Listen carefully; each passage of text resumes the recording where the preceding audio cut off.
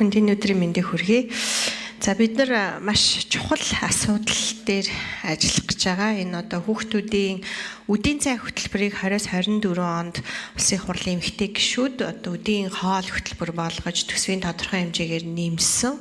Тэгээ одоо бид нар энэ хоол үйлдвэрлэл үйлчилгээний одоо чанар аюулгүй байдал дээр ингээ ажиллах хэрэгтэй. Тэгэхээр энэ хоолны чанар аюулгүй байдалтай холбоотойгоор одоо энэ үдийн цай, үдийн хоол хөтөлбөр хэрэгжсэндээ холбоотойгоор бас ерөнхий боловсролын сургууль болон сургуулийн өмнөх боловсролын байгууллагууд дээр хеликобактерийн тархац нэлээд их байгаа. Тэгэхээр энэтэй холбоотой одоо ариун цэврийн асуудал ч юм уу тэр агуулгыг энд нэмж оруулах юм бол нэг мөсөн нэг ажлын хэсгээрээ бас энэ дээр ажиллаж боломжтой болов.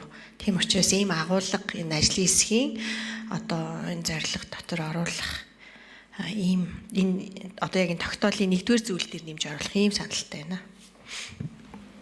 За баярлалаа. Ундран гишүүний санал маш чухал. Энэ бас аюулгүй байдал гэдэг утгаараа энэ чанарын асуудал те хеликобактерийн асуудал, угаалгын асуудал гэж чухал асуудал тавьж байгаа учраас энэ агуулгыг тогтоолын нэгдүгээр хэсэгт тусгаж редакцтайгаар цөмөр өнөөдөр батлаа тогтоолын хэсэгт энэ ундран гишүүний саналыг бас тусгая.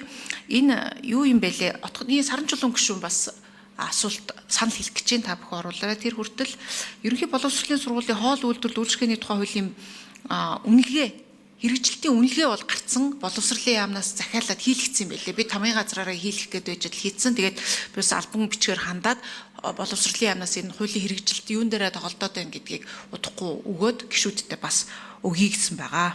За отгоны Саранчулуун гишүүн.